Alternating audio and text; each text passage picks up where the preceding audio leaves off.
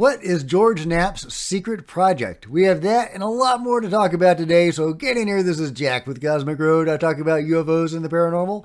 Please hit like and subscribe and let me know what you think in the comments below. Okay, let's just get right to it.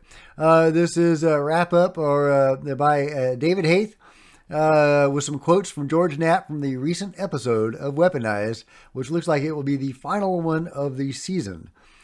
George Knapp, at the closing of the latest episode, said, "Well, there's some secret stuff underway that's taking a lot of my time, but the world will learn about it soon enough." Earlier, Jeremy Corbell asked whether this was the final episode of the show's season 1. "George, what are we going to do? What's going on, man? Where can I get you?" "George, I'm on the road, so I'm not sure that we're ever going to do another episode. This might be it." "Well, I sure hope not. Weaponized has been a great show, and I hope they have many more seasons to come." I hope that he's just talking about the season. Either way, it looks like George is up to some secret mission, and we're going to learn about it soon enough. Sounds awfully juicy. I can't wait to see what he's got in store for us. Meanwhile, speaking of the most recent episode of Weaponized, there was some debate about whether in the TMZ docuseries, The UFO Revolution, that one of the UFO whistleblowers that was speaking to Jeremy Corbell might actually be David Grusch with his voice disguised. Well, they're saying that that is not the case.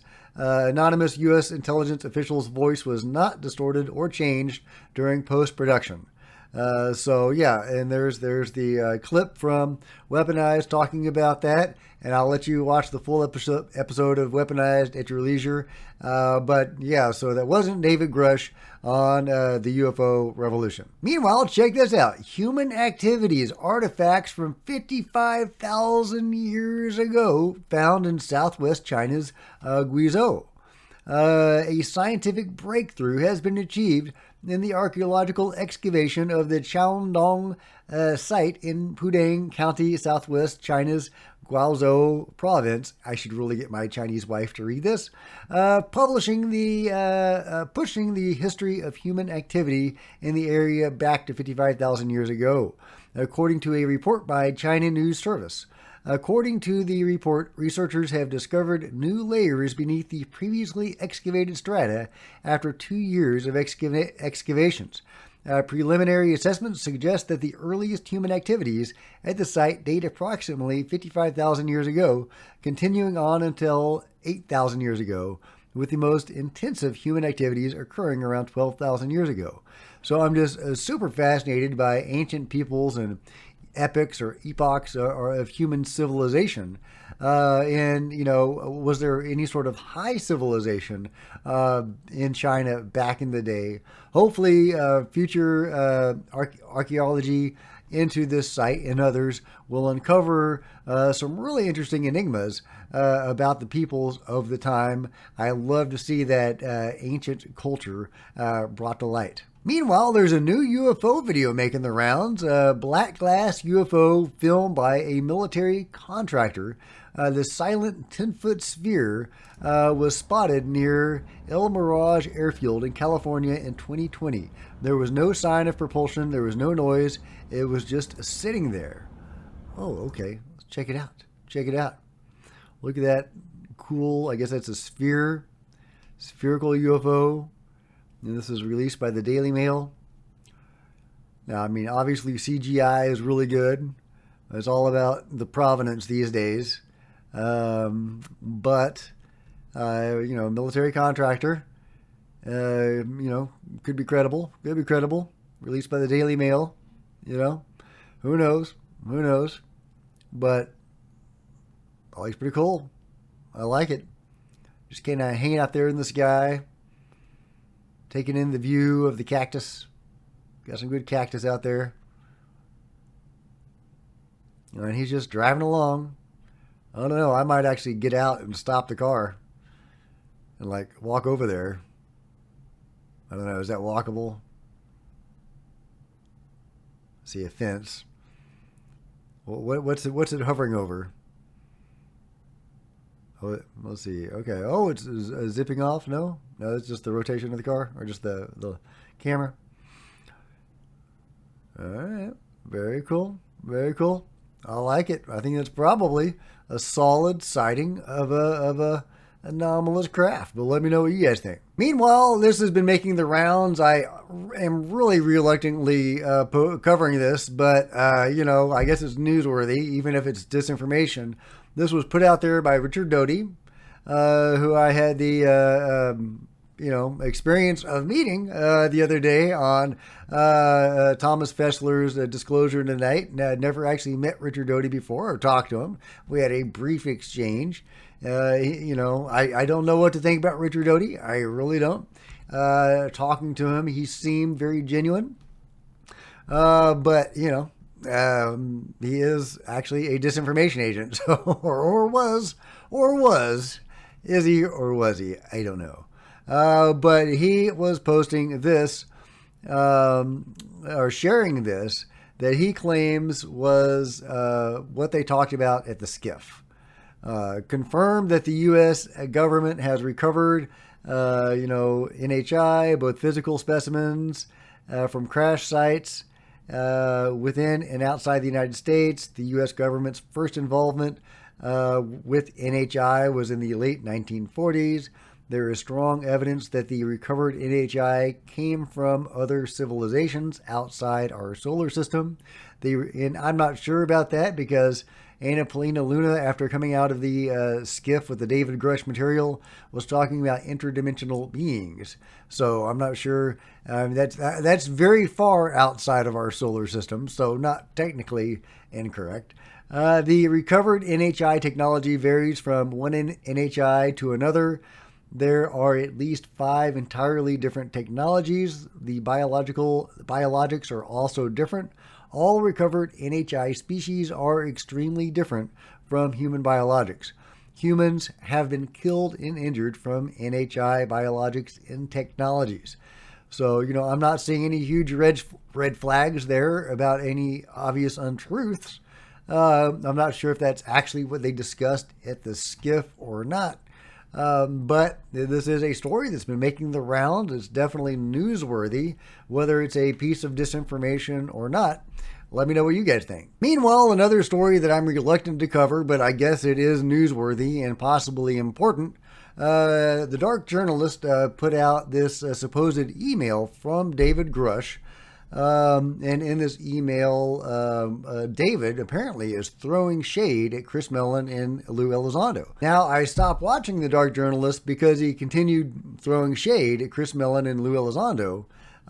So this would fit in with his narrative. This is the supposed email. Good morning, sir. And this is supposedly from David Grusch to The Dark Journalist. I have been following your work for quite some time, and I am aware of your recent discussions on your channel regarding myself. While I am associated with certain individuals you have concerns about, and that, of course, is referring to Lou Elizondo and Chris Mellon, he says, I'm associated with these individuals, and honestly, that's very warranted. So this would be David Grusch throwing shade at Chris Mellon and Lou. He goes on, there is more than meets the eye. I am very aware of how complex the UFO file issue is and the ex-Protect faction that goes back to the late 19th century based on my independent knowledge. I have associated myself with certain individuals to understand the concerns of other factions and assess their objectives to get us to the true objective of transparency. Redacted. It's not shocking to me the UAPDA just failed.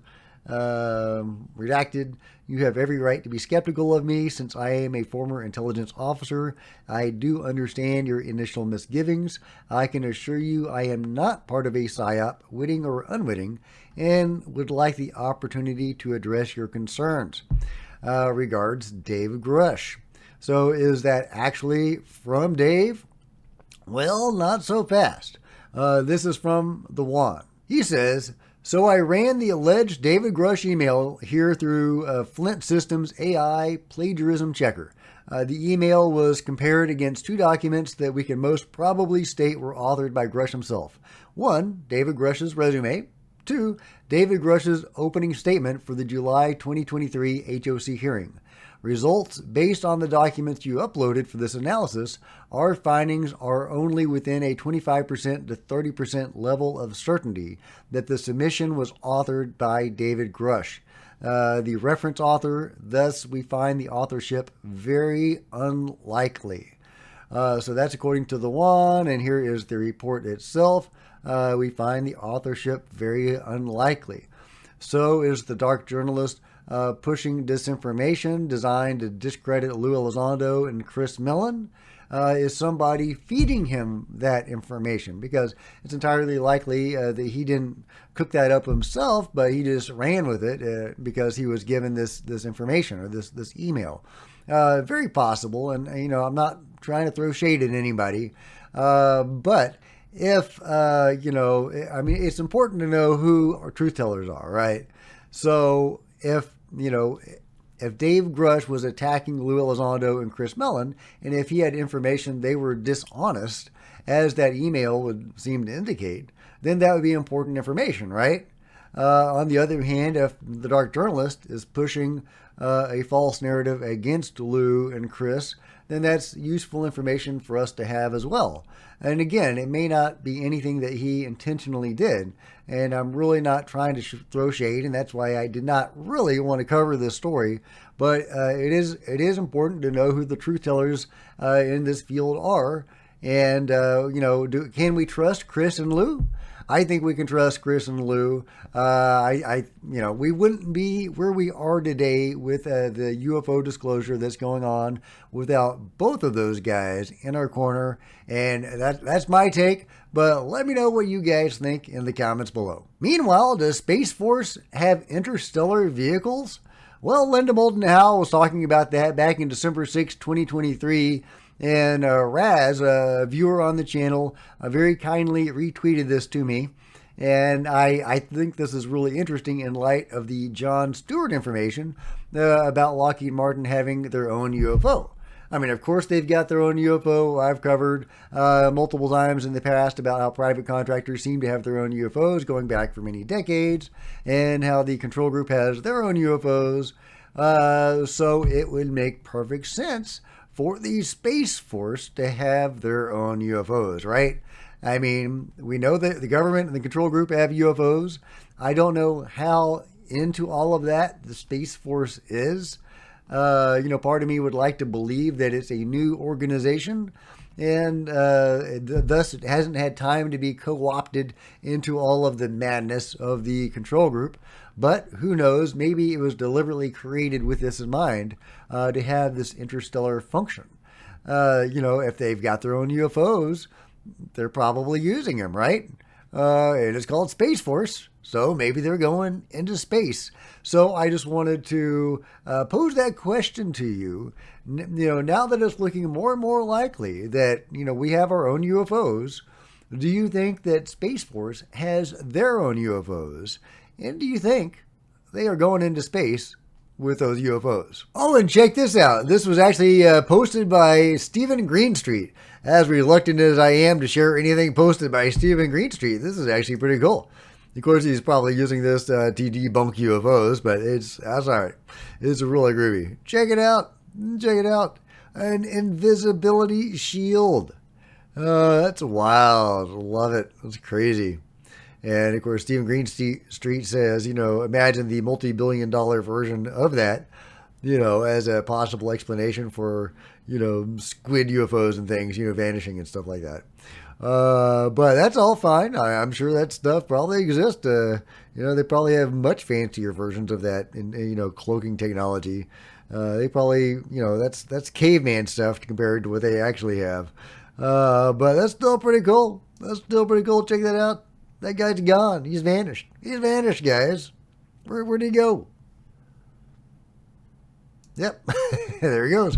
Okay. Well, let me know what you think about the invisibility shield, Space Force going into space, the David Grusch alleged email that may or may not exist, George Knapp's secret mission, and anything else I've covered today. Let me know what you think in the comments below. And if you've enjoyed this video, please give me a big thumbs up. Yeah, I sure would appreciate it. Smash the bell and the notification bell and all that other stuff. Social media links below, the merch store below. Become a channel member to support Cosmic Road. Channel members often get to see videos hours ahead of everybody else. Meanwhile, there are plenty of other videos on the channel. And I'll see you guys next time. This is Jack with Cosmic Road, signing out.